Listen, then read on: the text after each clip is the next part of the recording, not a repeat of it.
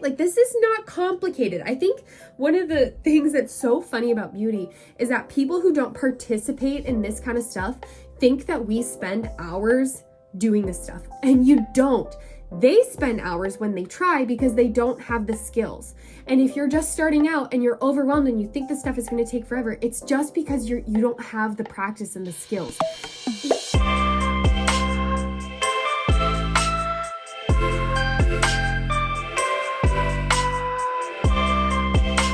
Hello everybody, welcome back to my channel. My name is Caitlin and I run the blog called Mrs. Midwest. Today is very exciting because yesterday I turned 30 years old. You can see some of my gifts. I got my balloons. I am a 30-year-old woman, and to celebrate, I thought I would record a fun video, a topic we haven't done in a while, but it's evergreen, and that is feminine beauty. I would like to cover a long, extensive checklist of feminine beauty and health markers, things that we can do to enhance outward feminine appearance, as well as just amplify our natural beauty, as well as a bunch of tips and tricks I have personally utilized to just get to my best beauty ever. I feel like I spent my 20s getting into the best shape of my life, achieving all of my beauty goals, the hair goals I wanted, the skin goals, figuring out my style, mastering my makeup, and I'm really satisfied with my results. And so I want to share a bit of what I've learned with you guys. Ever since I was a little girl, I have just adored diving into beauty, diving into style, femininity. I loved watching makeover shows. I love watching, like, when someone, you see a reel or a TikTok when someone just gets a fresh haircut and it's just the style for them. I'm so passionate about helping people feel beautiful and look beautiful. And again, this video, as I say in all my videos, it's not to pressure anybody to do all of these things or to say you can't be beautiful without doing the tips in this video, but sometimes it's worth it to put in a little extra effort to feel gorgeous and confident. And I'm also not really a believer that most of us come out of the womb looking like a supermodel, and there's a lot you can do to actually amplify your beauty and stand out amongst the crowd, even if you're not a supermodel. There are so many beauty tips that women have learned since the beginning of time that you can take advantage of. I think sometimes when you think like beauty, sometimes we're like fixated on trends. Like, you need the perfect slick back, you need the big lips, you need the injections, you need the trendy body type or the trendy style. But I really think beauty markers, especially feminine beauty markers, transcend culture, time, and history. So we can settle back on these pillars. I don't really think lip fillers are gonna be like a beauty pillar that transcend time and history, but things like fitness and health, having vibrant skin or healthy hair, a nice complexion, healthy nails, that type of stuff does transcend time and history, and it's not a trend. And I think that it's worth it to invest in those beauty pillars, just the things that amplify your femininity and your health if you're looking to kind of glow up a bit, while disregarding some of the more trendy things, invasive things that maybe don't make you feel like your authentic self. I think nurturing your beauty can really add to your confidence and give you just that extra pep in your step to accomplish your goals, maybe go outside your comfort zone while remaining balanced. I never want us to rely on our beauty as a crutch. We're all going to lose some measure of beauty as we age, as we get older.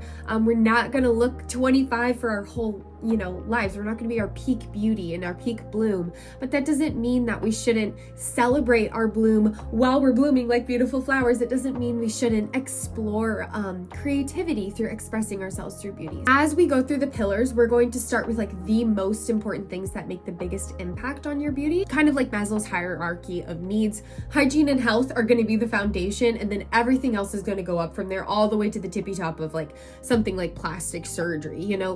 starting down here, it's like, I think everyone should focus on hygiene and health, but then we're going to get to people who maybe you want to do a little bit more, a little bit more, a little bit more. And maybe our super glam girls are going to be at the top doing everything, but you don't need to do everything. So there are 8 pillars of the glow up, and all of them work together for the final polished product. You might apply all this beauty stuff and we are going to look completely different, but we might have some things in common. Your skin might be glowy like me. Your teeth might be clean and pearly white, you know, your hair might be healthy and vibrant, you know, that's the stuff that transcends culture, time, and history. I'm nothing if not consistent, so you have probably heard a lot of these tips before, but I thought it would be helpful to just have a long, extensive video going through the beauty pillars. So starting with hygiene and grooming.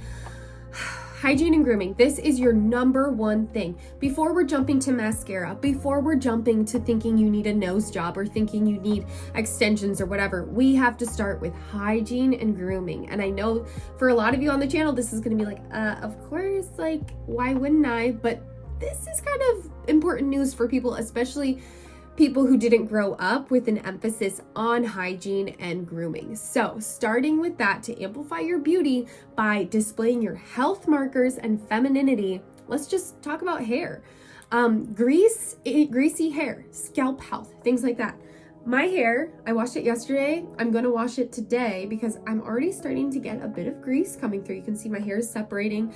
I put a little bit of powder at the roots to make it last through this video, but that is one of the first things that can display your personal care is greasy hair. Now, 1A, 1B, 1C, 2A, 2B, that type of hair, if you know what I'm talking about, non-kinky coily hair is going to get greasy faster. If you've watched any of my hair videos, you know I'm a huge proponent of washing your hair when it gets greasy and feels dirty. This is to amplify scalp health, exfoliate your scalp, because those clogged pores in your scalp, if you do not wash your hair, say you're trying to train your hair and it's not working, it can clog your pores, it can cause hair loss, and ultimately too, you're just walking around with either super powdery dry shampoo hair, which can also break off your hair, or you're walking around with dirty hair, and dirty hair smells. You can see it from a mile away. There's such a difference between seeing wet hair and dirty hair. Like the human eye is that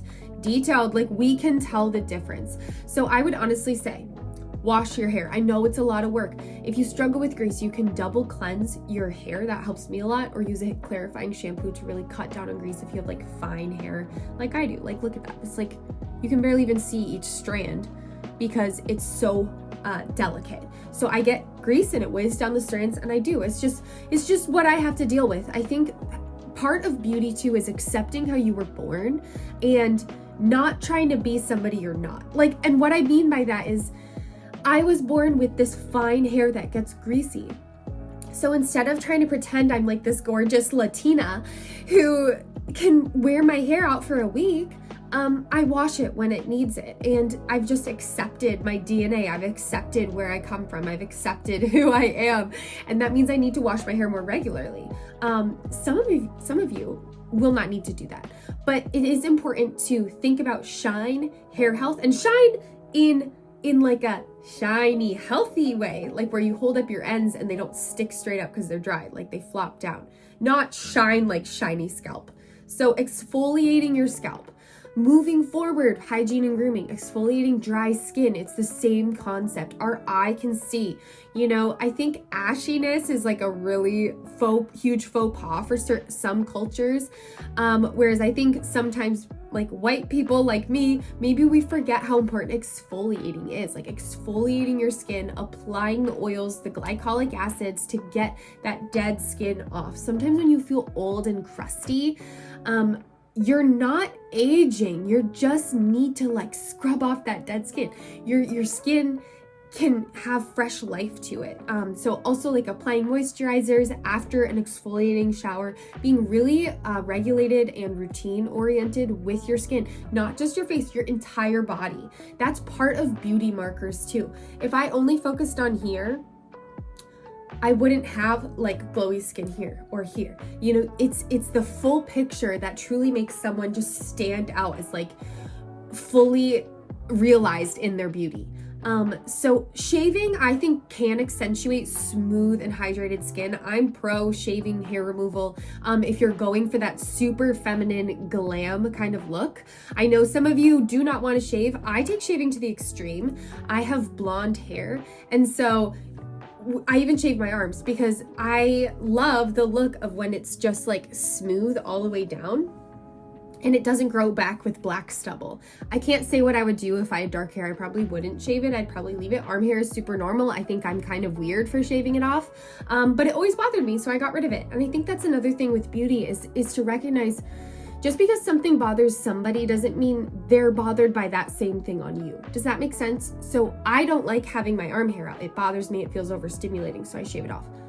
I never think twice when I see my friends and they have arm hair. Like, it's not like because I do it for me, everyone needs to be that way. And I think that's a really like mature and balanced like perspective that I urge you to hold tight when you're approaching beauty, because we often see, even from the other side, people who don't wear makeup and they don't like dress up love to let the world know that that's what they do, and they think girls who wear makeup or girls who get dressed up are wrong for doing so.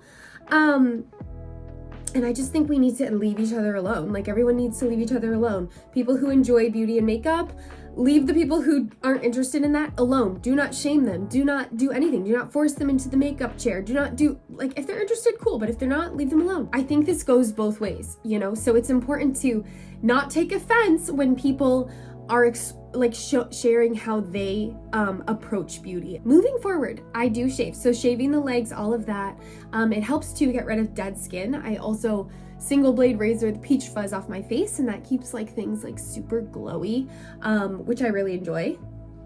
So shaving is a really like amazing tool. I know some people like, there's waxing, there's laser, there's other options. I could never get lasered. My hair is blonde, so the laser, it doesn't work. You can only do it if you have dark hair. I think that would be a great option though if you had dark hair. Moving forward, the hydrated skin, of course, is a foundation of that. Smelly body parts. This is part of hygiene and grooming for the beauty pillars. Someone could look like a supermodel, and if they're stinky, all of that beauty kind of like, ugh, because beauty's inhaled by like all your senses, primarily visually, but also the smell of somebody, the touch. If you're close with them, you'll feel how smooth they are. So it's important to not forget smell. You don't have to douse yourself in perfume, but deodorant, people. Glycolic acid too, I love that. You can put it on your armpits, in other like sweaty regions, and it'll kill bacteria and help exfoliate those areas. Witch hazel, things like that. You can put it on your skin and it can help with body odor. Furthermore, just deodorant, perfume. I just love the compliment when someone says, "You smell so good." I have a really like sensitive nose. I can smell when someone does not smell good. And so it means a lot to me when somebody will say, "You smell amazing. You smell so good." I find like perfume kind of dissipates like really fast. So sometimes like body lotions with nice scents to them, I think can like last a lot longer, or perfuming your hair and clothes instead of your skin, as well. Hygiene and grooming also. Teeth cleaning. I'm petrified of the dentist, but I make a point to go. And also like flossing, I have a water pick that makes a huge difference. It's like high pressured water that goes around your teeth. Brushing twice a day, a great hygienic smile. It's kind of like, I think, an American beauty standard to have like perfect teeth. A lot of smiles have been replaced by veneers. I don't know if you guys know what veneers are, but it's when they shave down your teeth and then they cap each one with like a perfect tooth. And while they can be a great option for some people, a lot of interesting articles have come out showing how a lot of actors and actresses across Hollywood just have like the same smile, and there's no uniqueness left in teeth. And I would urge you to just embrace your teeth as much as you can, because the unique parts of your teeth also add to your beauty. Like I have kind of a long canine here. These are not totally even, but it adds to the charm. There's a lot of charm in teeth.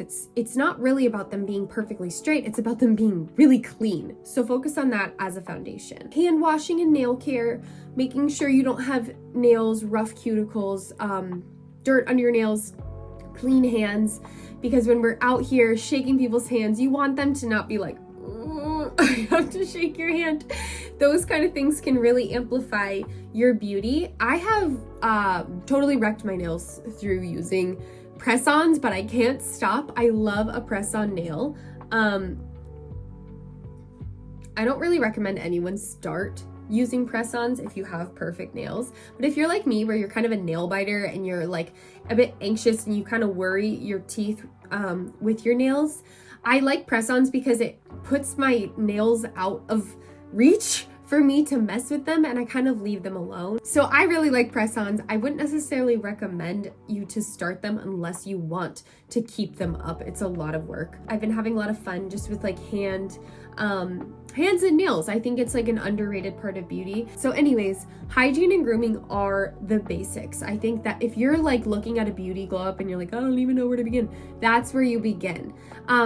You might be surprised too, like that can be hard, especially like postpartum mamas. How often are we showering? Like that kind of stuff can be difficult if you are putting everyone else first. And so I really encourage you to help your family unite around you so you can get the proper self-care to just do foundational beauty care. You will feel so much better if you are clean, if you have clean clothes to wear, if you have clean hands and your ears are clean, your hair is not greasy and straight back in a bun. You'll just feel more like yourself. And I think tangible beauty pillars are such a way to just keep in touch with yourself even when you're going through hard times. Postpartum is an obvious example, but we've all gone through a breakup or some sort of crisis. Actually, recently, our family went through this horrible crisis, and maybe I'll share in a future vlog or something kind of what happened, or maybe you get ready with me. But I wasn't showering, I wasn't sleeping, I wasn't eating. Like we were working through this huge crisis. It was so stressful. And once we kind of came out of that, it was incredible to take charge again, do a fresh set of nails, clean my hair, get my makeup back on. Like that was kind of when I knew I was like getting better, was when I was taking care of myself. So this stuff isn't shallow. I really do think like grooming yourself, taking care of yourself, even cats do it. Like it's part of being a human. And I think it's a way we can take care of the temple that God has given us and amplify just the strength inside ourselves, because it takes strength to kind of carry on even when things are out of control. It takes strength to, get the energy to wash your hair and take care of yourself, clean out your ears, floss your teeth when you have a lot going on. And I think it's important to prioritize those things because it helps you even just take your mind off of life for a bit and put yourself first. Hygiene and grooming.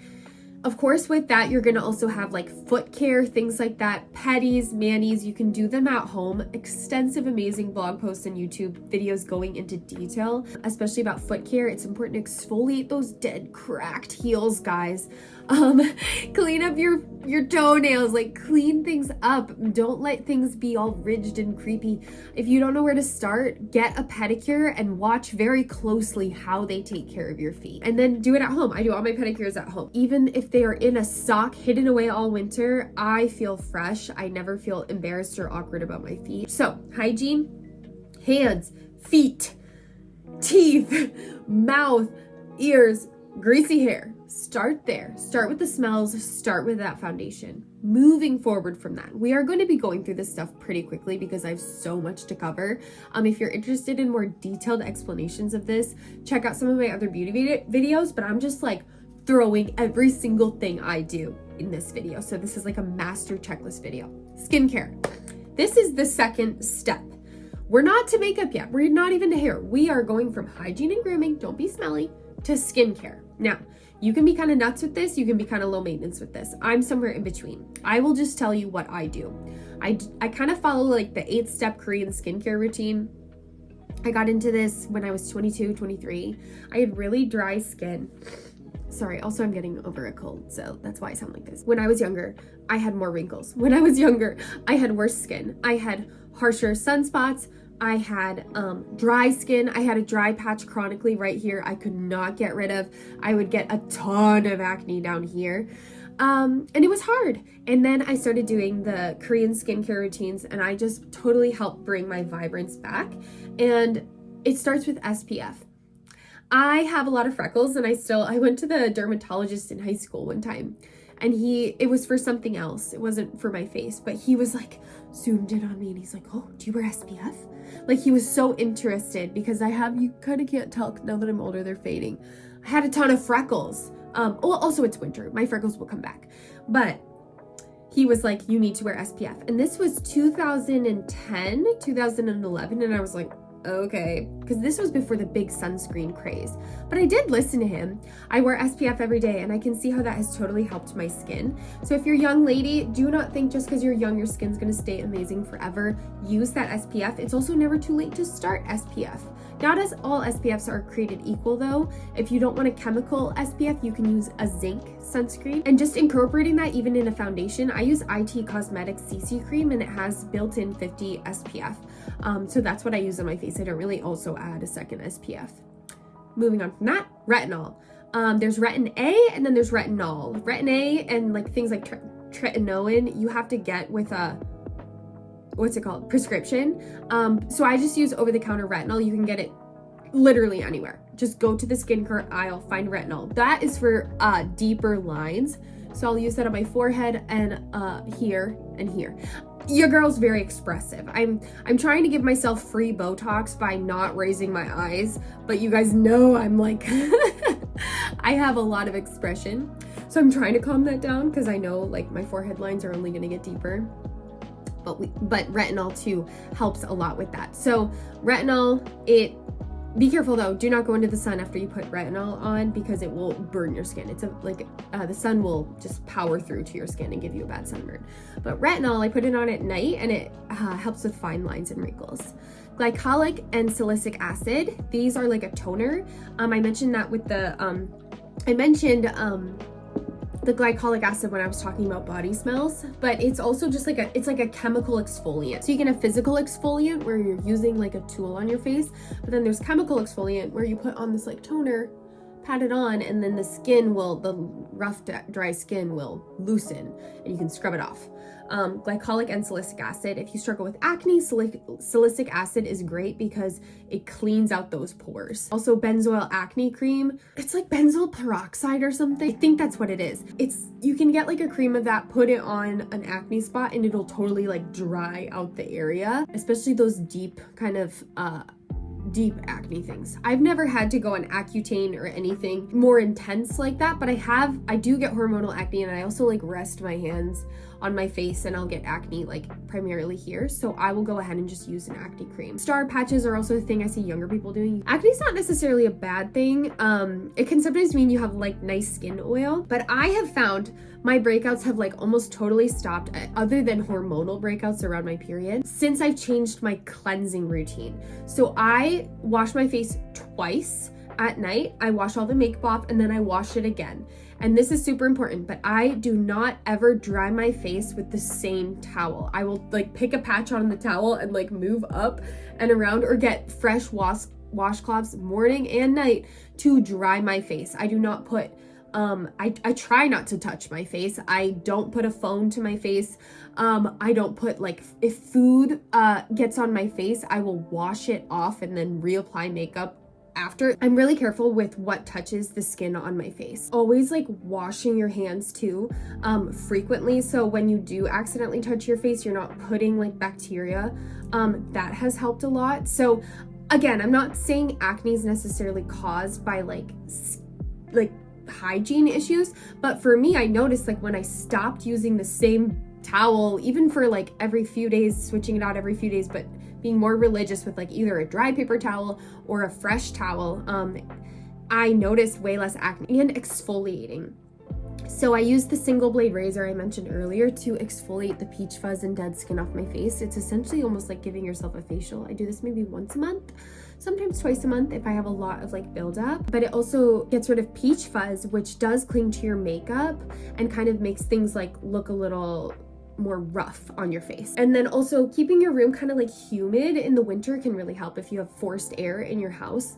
that dry air can really dry you out. So a humidifier in the winter can help your skin remain more refreshed. Have a night cream, a day cream. There's also all kinds of serums like vitamin C. It brightens your face or your skin. Hyaluronic acid, it helps hydrate your skin. There's all types of serums. I could go into detail about it, but I'll save you. I would honestly stick to niacinamide serums, vitamin C for brightening, and a hyaluronic acid. That's all I use. It keeps me super hydrated.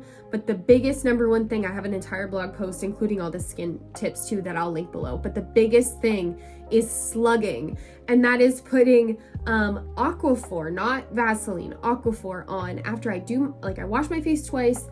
I do the glycolic acid, I put on retinol, and then I do my brightening serums, and then I do my night cream, and I let it all sink in. And then before I go to sleep, I take a bit of Aquaphor, and I put it on my face. It's called slugging, not maybe 1 or 2 millimeters thick around your face. And I have noticed a huge difference. I started slugging after my second son was born, and I had deeper wrinkles before getting pregnant, even with my first son. But slugging helps me remain so hydrated. I naturally have dry skin, but slugging has helped just pack in those serums and helped me have much healthier skin. It sounds crazy. I know, when I first started, I was like, this is crazy. It's gonna break me out. It's gonna clog my pores, but it didn't, because it's like a petroleum jelly. So the only way you'll break out from slugging is if your pores have bacteria in them. That's why the double cleansing, sometimes even with an exfoliating scrub, maybe once a week or once every other week, is so important. So you don't want to trap dead skin and bacteria in your face before you slug. But if you don't have dead skin, makeup, bacteria that you're packing in underneath the Aquaphor, all you're packing in then is those nice skincare ingredients and hydration, and it makes a huge difference. So if you want more detail on that, I have my skincare blog post. I'll have it linked below. After skincare, again, say you just want to do 3 things: chemical exfoliant, glycolic acid, SPF, and a night cream. I would say start there. When you get more extreme, do the washcloth, do the slugging. Thank me later. It's amazing. I would pick skincare over makeup. If I had to choose one or the other for the rest of my life, I would choose skincare, because nothing can beat that hydrated, beautiful glow. That is the foundation to your makeup looking better. As I have gotten better at taking care of my skin, my makeup has gotten better. Just look at my earlier videos for proof. Next, hair. Hair is the next pillar of beauty. Watch my feminine hair video if you want my perspective on whether or not you need long, luscious locks in order to look feminine. Spoiler alert, you don't. But long, healthy hair is a marker of health. It's a marker of, look, I've been healthy and stress-free for this amount of time to grow my hair this long. That's kind of what it signals to other people's brains. Now, you can have thick, gorgeous, short hair. You can have very short hair. It doesn't really matter the length necessarily, as long as the hair is vibrant. So here, what's more important than length is avoiding breakage, the grease, having good scalp health, making sure your hairline isn't crazy, and having good volume on the crown. Now, I have a big forehead, and I have weaker hairline right here, especially when I was postpartum. I would get a V right here. So something I've done is when I dye my eyebrows, I also dye the baby hairs you can see right here around my face that are usually they're usually super white, so you can't see them. But I've been dyeing the baby hairs around my face, and it brings my forehead a little bit more tighter, and it makes my hair look more full. That's probably just a tip specific to blondes, sorry, but I've been doing it for the last 3 months, and I really like it. Sometimes I can do it a little wrong, and then it's I have a bowl around my face. But yeah, so making sure your hairline, you can even do this with makeup, but bringing your forehead to a nice shape, that's a bit more extreme. But that that hairline matters. So also if you have like a weak hairline too, where it goes really back, I had that when I was postpartum. That's why I had bangs for like a little bit, because there was no hiding the hair loss. So having a fringe can be a great tool for us girls with widow's peaks and bad hairlines. Never underestimate bangs or a fringe.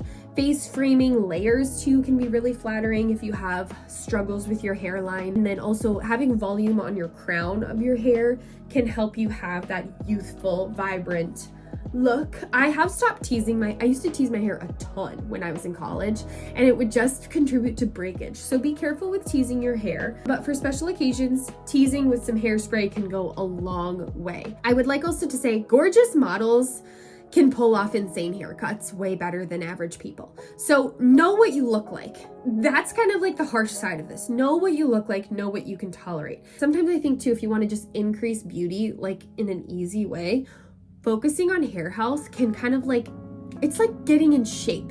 Like getting in shape or having really great hair, like those are things that can just really boost your beauty like fast. At least visually. It takes a long time to get in shape. It takes a lot of effort. It takes a long time to grow your hair or have healthy hair, but I do think it's worth it. So if you have like a basic face, you will thrive with a classic feminine style. So try not to get too funky. Short hair too can often be a lot more work than long hair. So think about that. Take care. If you have curly hair, take care of the curls. Don't just heat blast them. If you want, you know, I really think curly hair that's shiny and healthy can just be so beautiful, so lovely. Sometimes too, if you have like, you think your hair is thin and it never cooperates and it always feels frizzy, you might have wavy or curly hair. Get to know yourself, get to know how God made you. This stuff will help you in your hair journey. I go into great detail about this stuff in all of my hair videos, so check those out. But one thing I do want to say for this foundational hair beauty section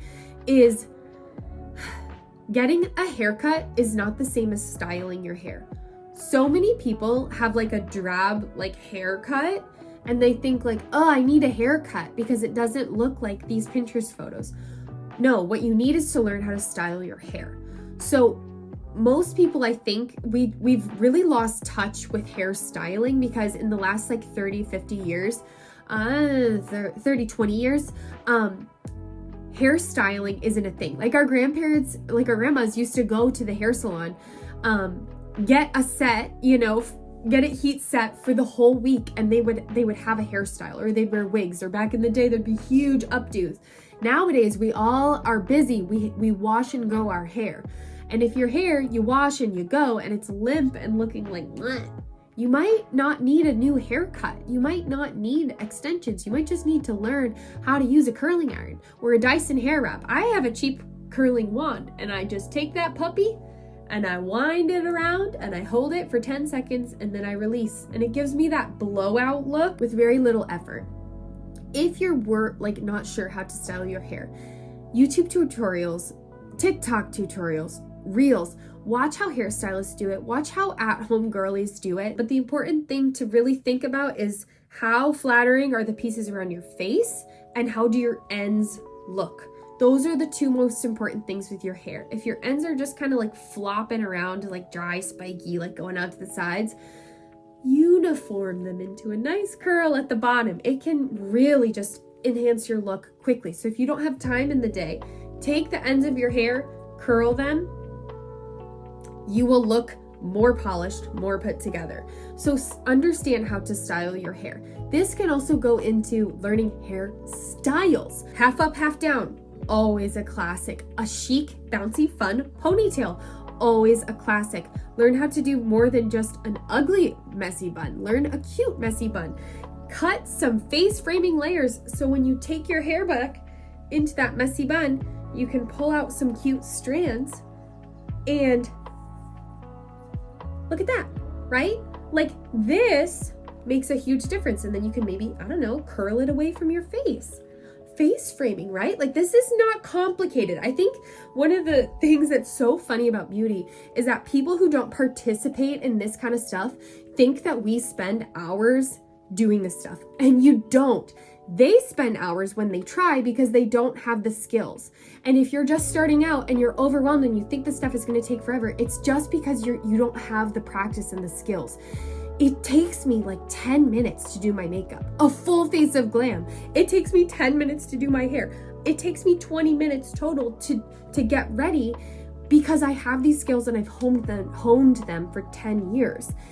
15 years even. It's so important to start somewhere, but to understand the more you do this stuff, the easier it will be. So it might feel intimidating to style your hair, but as you get going, you'll figure it out. And you'll also figure out like what's flattering. In college, I used to do like that Elsa side braid a lot, like super pretty. I showed you guys in my October fall vlog how to do really gorgeous double braids.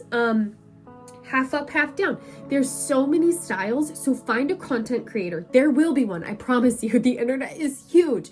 Find a content creator with your hair type and who has a style that you like, and just learn. That's why beauty magazines used to be a thing. We had to learn this information somehow. It's not like as cut and dry as some people are born beautiful and perfectly coiffed and other people are born plain. That's not what it is. Like plain people, we can learn skills. We can amplify our beauty. You can learn how to do this stuff. It's also really fun. It's just like a fun hobby, I think. So anyways, that's my little diatribe. Hair. Short and thick too is better than long and stringy and dry. Cut off breakage, but understand how breakage happens. I go into great detail about this in my hair video, so I will save you the pain in this. Watch my how I grew my hair to my hips or my other hair videos. I go into detail about silk pillowcases, breakage, all that type of stuff, and I have products linked too. Makeup. Now we're getting to the beauty foundation pillar where it's like not as necessary, but for those who are interested, I have a lot of tips. So I think makeup is really important to people. I think it's really important to me because I have such light features that maybe I have big eyes, maybe I have a nice brow shape, but no one would ever know because I have blonde eyelashes and blonde eyebrows, and even my lips are lighter than what they're currently tinted. So my face would just blend together like a Renaissance painting, like from the Enlightenment. You know those ladies who are there like, they have like nothing like to show for on their face. That can be very pretty, but I like to accentuate my eyes and my eyebrows. I like a more fierce kind of look. So it's called adding contrast. It's not about creating a face I don't have. It's about adding contrast. So I have this big white blank canvas and I add contrast by darkening those natural eyebrows, lining the eye and drawing attention here. Contrast to my cheekbones by contouring, contrast under my lip, contrast here to kind of carve out this face the Lord has given me. This has taken a lot of work, and I go into detail of how I apply my makeup in my Get Ready With Me videos. But I would like to say makeup isn't about, again, putting on a mask. A lot of people compare makeup to a mask, and sure, if you're doing drag makeup, that's what it is. But mostly, makeup is about adding contrast where you want to add contrast, and then removing clutter where you want to remove clutter. So clutter, for example, could be acne or dark spots or things that you are distracting from your features, which your primary features are your eyes, your mouth, and your cute little nose and your cheekbones, right? That's where we want to add contrast, and then we want to declutter the other areas. So your chin, forehead, jaw, like down here, under the eyes, up here, that's where you want to declutter. That's your complexion, and then this is where we're adding contrast. So that's why, like, again, I love using Latina as an example. Maybe I just like love the idea of not having to wash my hair as much, but you know, if you're a Latina and you have these dark eyelashes and you have pigmented lips and dark eyebrows, maybe you don't need as much makeup as like your girl over here. But maybe you have different needs. Like maybe you want some concealer under your eyes, or you have a breakout or whatever. So this is going to vary a lot from person to person. I think I use a lot of makeup products because I have a lot of things I cover with my makeup, but primarily, again, it's about adding contrast to those points of interest and then removing clutter so we can have the points of interest stand out. I'd also like to say crazy makeup is worse than no makeup. Bad, weird eyeliner is worse than no eyeliner. Badly blended contour is worse than no contour. Harsh brows that are super distracting, I was guilty of this, watch my old videos. That's worse than light brows.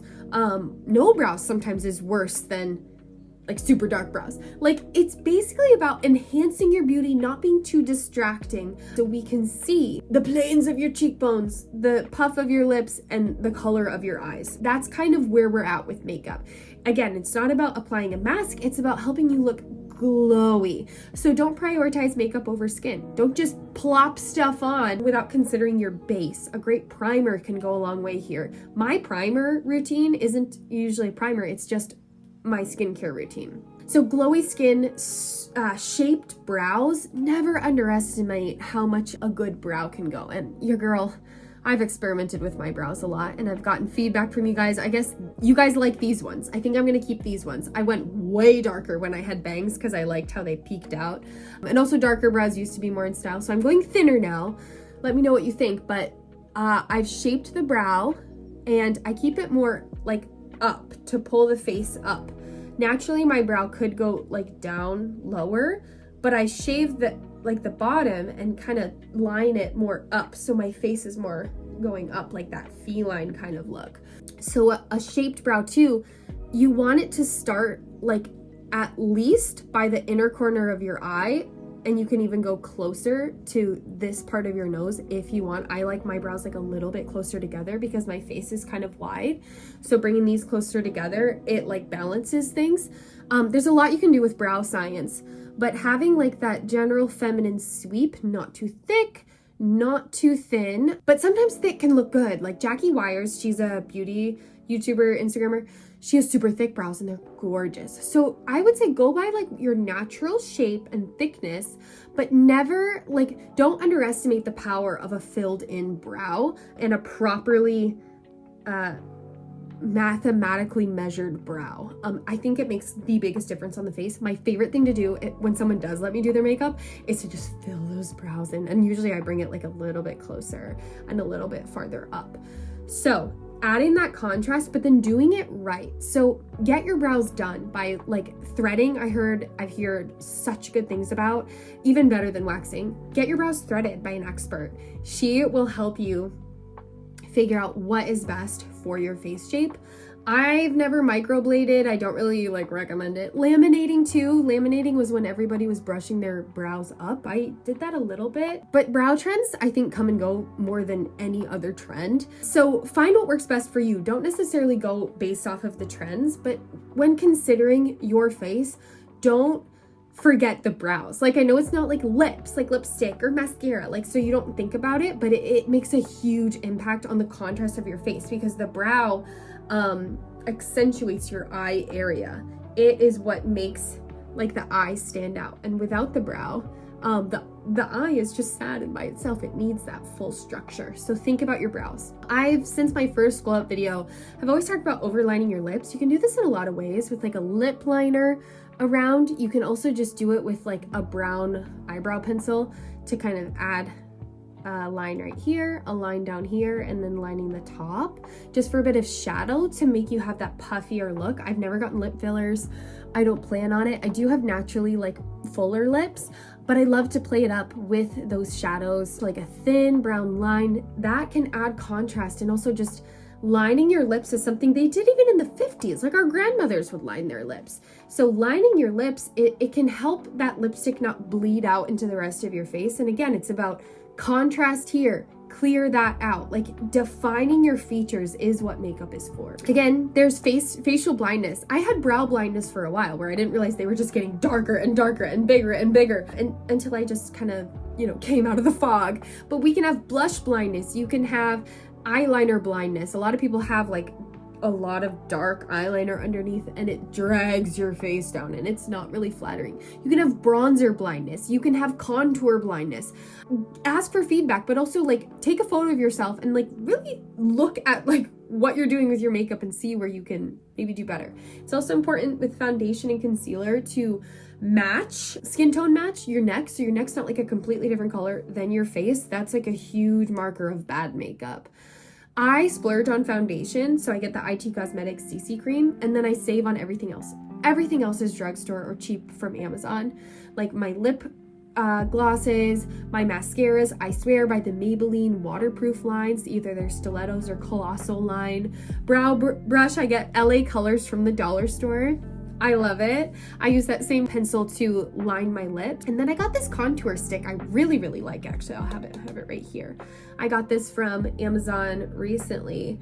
I love it. You can put it here and I drag it that way so that it carves out my cheekbones. And that's another thing about turning 30. My face is thinning out now that I'm older, and the baby weight, like literal baby weight from when I was a baby is like going away. So don't be afraid of aging either. You never know what it will do for your face. I hope that covers makeup, but again, crazy makeup, bad makeup is worse than no makeup. So if you don't know what you're doing, ask for advice, watch makeup tutorials, watch no makeup tutorials. That will give you the basics on what you're doing with your skin. I'll link my favorite girl right now. She's like a makeup artist in New York City. I think it's like Lelaine or something. I love her makeup.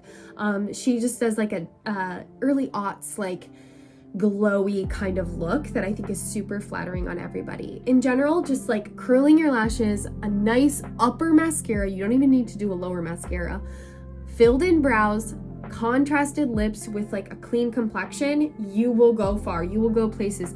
You can take and leave the blush, you can take and leave the highlighter, the bronzer.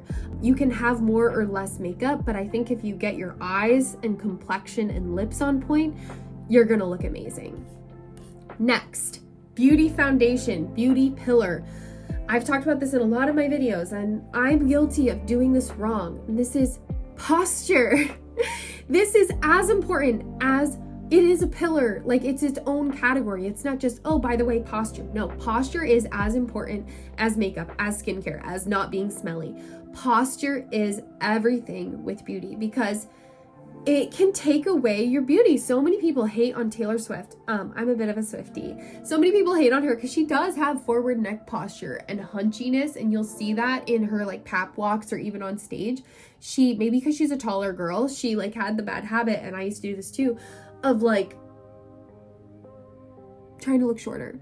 So you hunch forward, or maybe you're trying to hide your chest, so you like kind of cover and you slump down. Open up. That's why ballerinas, dancers, I think every girl should take at least one dance class in their life. It really teaches you the metrics and mechanisms of your spine and your body and your shoulders and your shoulder blades and your core, and how that all works together to provide you that elegant beauty. I cover posture in a lot of my elegance and polished videos for a reason, but it's because posture is a key pillar to beauty. Bad posture can wreck someone's beauty. That's why it's so important to open up and have that string from the crown of the back of your head pulling up like a dancer. It's important to carry yourself like not slumping and tumbling all over the place, but being balanced and graceful, and most of all, keeping this portion of your body like a diamond, balanced and open. Shoulders back. I don't know if any of you had a mother who talked a lot about posture, but I did, and I'm so grateful for it. Keeping your arms, like your hands, even in graceful positions. Again, this is like we're really climbing up the beauty hierarchy. So focus on that lower stuff, but if you want to take it to the next level, this is where we're at. Chest forward, okay? I think there's a lot of like shaming against women, especially in like religious communities and places online, about like, God made us with a chest. You do not need to hide it. You do not need to pretend you do not have a chest. Like, I'm not out here showing my chest to the world, but I have one, and I'm grateful for being a woman, and you do not need to be ashamed or embarrassed of God made you a woman. We do not need to strap these puppies down and hide like I'm a woman, okay, right? And I don't need to hide. I'm a woman. This is how God made me, right? So being like, the posture communicates the confidence, and the confidence communicates the beauty. So being open, showing off this part, not in like a braggy way, but like, I'm a woman. That is a huge marker of a beautiful, elegant, grown woman, is like, you're not afraid of showcasing, I'm a woman and I am here. So forward. Also, learn how to walk in shoes. learn how to walk in high heels. I learned young.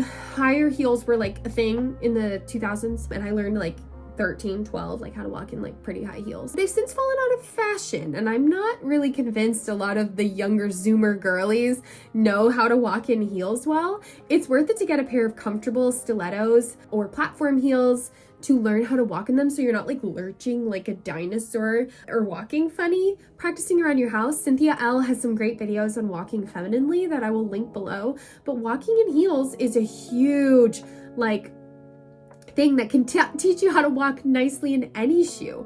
It can give you that confidence too to like smack on a pair of heels and go about your life. It's so elegant when a woman can carry herself with good posture and that elegant grace. So consider how you look when you walk as well. Not to get full pageant on you, but this stuff is part of the beauty hierarchy. It's part of what makes you exude that like eye-catching, turn your head, shocking kind of beauty. Is how do you carry yourself? How do you sit in a chair in front of a mirror? Like, where's your chin at? Like, mostly we don't want to curl down at our phones, curl over our laptops. That's like the culture we're in right now. And I love phones, I love laptops, not a problem. But let's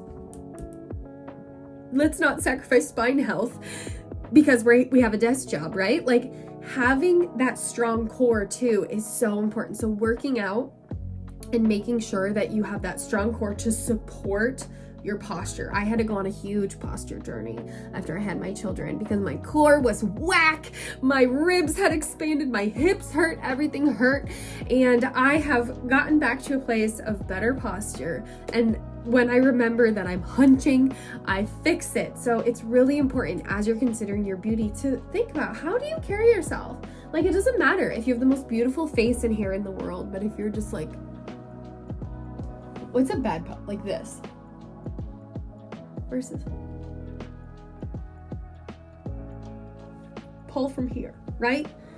It makes a world of difference.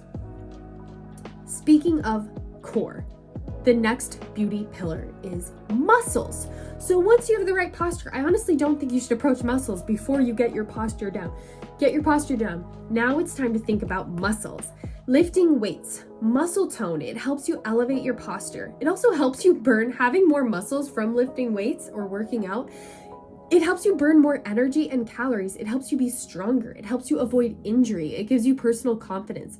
People who lift weights have less memory problems when they're older. It gives you that personal confidence, vitality, and health. Lifting weights is something I'm very passionate about. Now, my husband got me into it, and I go over it in my most recent video on how I got back into shape.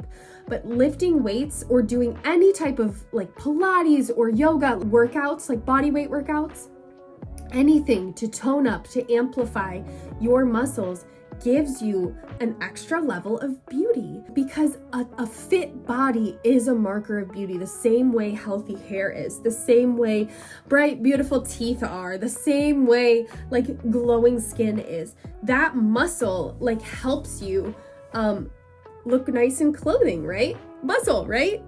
It's like not crazy. Like, I don't have like these mannish arms, but I'm strong enough to hold my kids up, and then I have these muscles, and it helps you to have good posture. It helps you to fill out your clothes nicely. It helps you to feel strong and confident. Muscle is a part of feminine beauty. It's not just masculinity. Muscle can help you just be like that vibrant lioness. Like, when we think of these feminine animals in creation, like, they're strong, they have like strength to them, and I think leaning into that can be very feminine. I don't believe we just need to be these like super skinny heroin chic like women who can't lift anything in order to be feminine. I think there's all types of body types. You might be naturally thin, you might naturally be slender, you could naturally be curvier.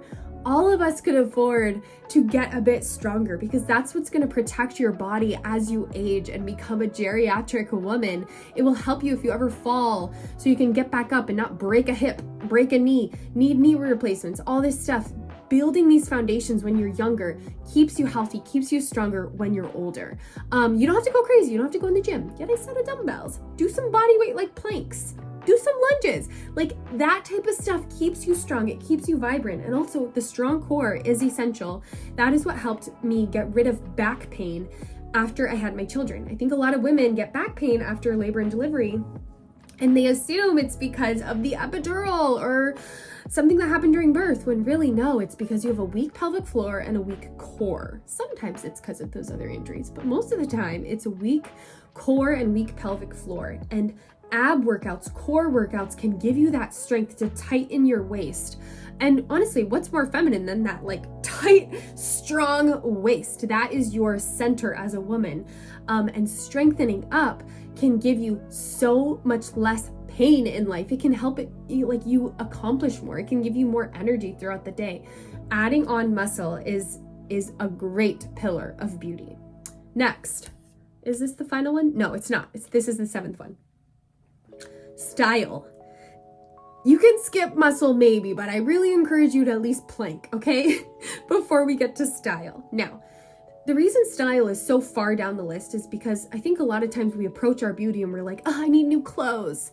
It's like, no, you need better skincare, you need healthier hair, you need some mascara, and you need to smell better. It's not necessarily the clothes holding you back, right? A fresh outfit on a dirty body that needs to like strengthen up and needs to stop hunching, that fresh outfit's going to waste. The outfits and the clothes are the garnishes. You don't need like this expensive Chanel, Gucci wardrobe in order to look beautiful. You can thrift and look beautiful in your clothes. Beautiful people look beautiful in their clothes. It's not the clothes that make you beautiful. Clothes are more of like an expression of self. It's more of an expression of how you want to show yourself to the world. Do you want to show femininity? Sometimes I like to show athleisure. Sometimes I like to show street style with like wide pants and a graphic t-shirt. Clothes it's more fun, all right? But it can also, yes, it can amplify your beauty. How? Dressing according to what's flattering. Again, models, just like haircuts, they can wear anything and look amazing. Most of us, though, need to consider our body type. And there are so many schools of thoughts about clothing and body type and what's flattering. A lot of you have probably heard about Kibbe. It's super complicated unless you're really passionate about clothes. I don't necessarily recommend looking into it, but I'm a soft dramatic body type. So I have a dramatic bone structure, but I have soft flesh. Like I have the curves, I have the violin hips, like things like that. So because of that, I have to dress for my vertical. Anyone who knows Kibbe knows what I'm talking about. I'm kind of a tall woman, so I like head to toe monochrome looks that accentuates my height. I like to expose the bone structure here. It's very flattering versus being all tucked up to here. Too loose of clothing can hang off my chest and make me look much larger than I actually am.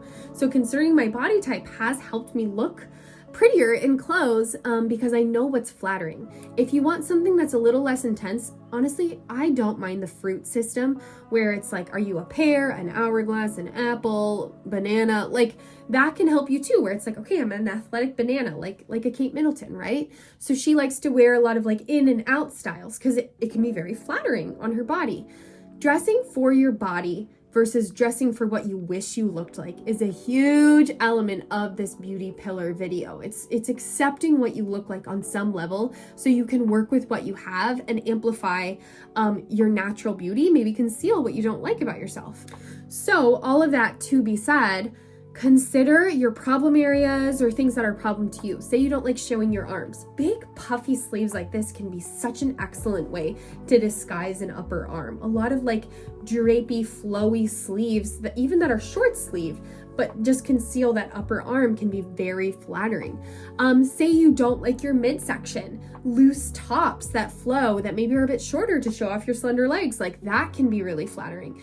Consider like clothing as a tool to show off your best features. And once you know what you look like and what you look best in, buy it in every color, like buy it in every style. If you'll notice, a lot of my clothes are very different from piece to piece, but they follow the same kind of silhouettes because I know what silhouettes flatter me. So dressing for your body type is huge. Furthermore, your color season. Your girl is a light spring, and I have figured this out. This is a color in my color season because I have like a low chromatic I need that low, like not too saturated colors in these pastels, super flattering. I do dress outside my color season. I will wear black a lot when I want to, or bright white. I just have to know, like, this isn't my best color, and that's okay. But dressing in your color season can really just, you know, make you look absolutely gorgeous, because it can help bring out your eye color, your hair, and your skin. It was easier for me to figure out my color season because this is my natural hair color. Sometimes that can kind of sway things. Furthermore, dressing for the activity. This is something that I used to like not do, and I've grown in. And if you'll watch my earlier videos, I think I was more of like a skirts and dress kind of person, and kind of felt like skirts and dresses are elegant no matter what, like wear them everywhere. And I still kind of do feel like you hike in a skirt, you can do anything in a dress. Like, I do feel passionate that feminine clothing shouldn't be relegated to just tea parties, graduations, special occasions. However, there is a power in dressing for the context you are in. For example, Catherine, the Princess of Wales. When she's going hiking, she wears a very cool, like, hat, vest, skinny jeans, and muck boots kind of look. And it's still her style, but it's in the context. When she's sailing, she has shorts, athletic zip up. And it's, again, in her, like, basic colors with, like, simple, minimalist kind of shapes. But it's for the activity. She's not sailing in a dress. She's not hiking in a gown or a dressy trench coat. She's dressing for the context, and there's a really big elegance in that. And I've come to think of it kind of like Barbie. You have workout Barbie, you have safari Barbie, you have nanny Barbie, you have cleaning Barbie, you have fashion Barbie.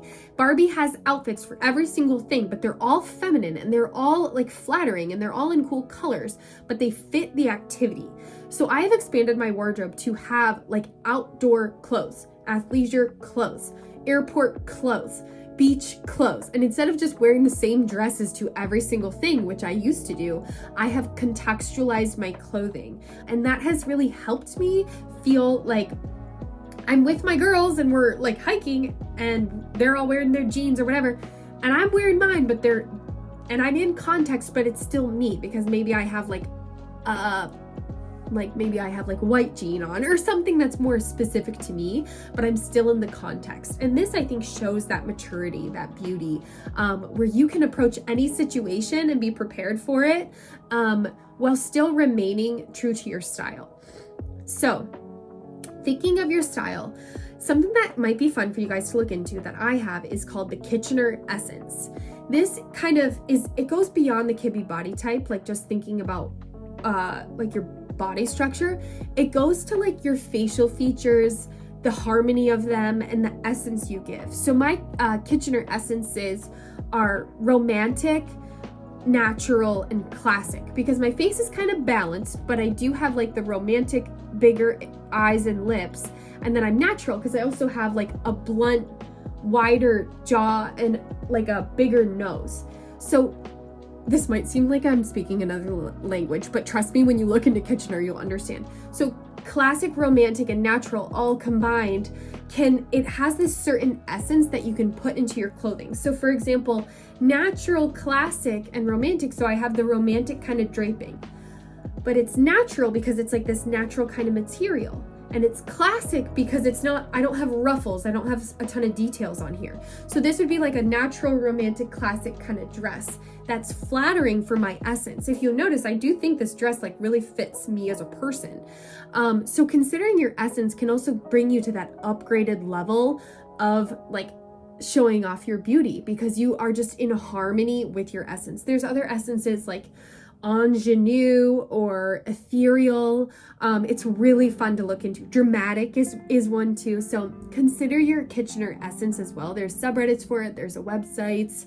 There's all sorts of things, but that can, when poured into your clothing, make a big difference. That's why I usually stay away from like ruffles and super like girly bows and like details, because I don't have that essence where that looks right on me. I look a little awkward in those ruffly kind of like super fussy clothing, or super harsh like blazers and things like that also look funky on me because I don't have the essence.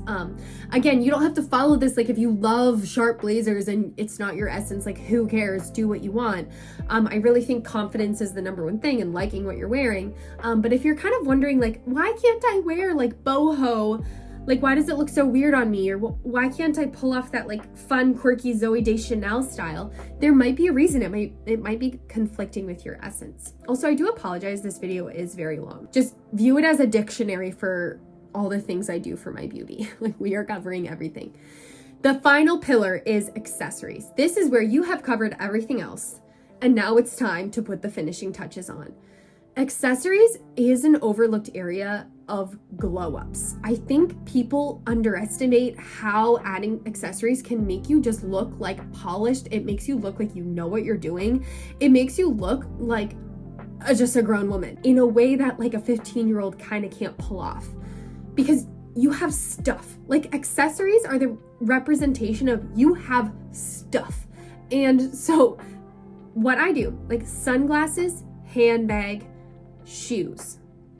I urge us all to bring back high heels. I know they're not good for your foot health, but I think they can just make you look so polished, so beautiful. Even just like a blocky heel and a boot. Just moving past the gladiator sandals, moving past the white platform sneakers, having a high heel can just boom, amplify you straight into elegant lady territory. But also just having, I think, different shoes for different occasions. A lot of younger people wear the same white sneakers with every single dress, every single outfit, and we're just missing out on the power of the foot, like the power of like a good, tasteful shoe. I wear sneakers, I do, but it's, again, that contextual dressing. So I wear them for walks, I wear them to the grocery store, I wear them for errands, I wear them to the airport. But when I go out for dinner, I have a different set of shoes. When I go to church, I have different sets of shoes. Having a shoe collection, the same as having a handbag collection, can just elevate you into that next level. Like, people look at me and they know I'm a bit extra, I'm a bit fussy, and I like it that way. I got this pink Kate Spade for my birthday. I love it. It's like just add it to my collection. I would love to show you guys my handbag collection someday, but I don't have like expensive Birkin bags or Louis or Christian Dior. I have Kate Spade, I have Coach, I have Michael Kors, and then I have no-name brands. I have thrifted bags, but I have a bag for every occasion, and it's a great way too to express your personal style.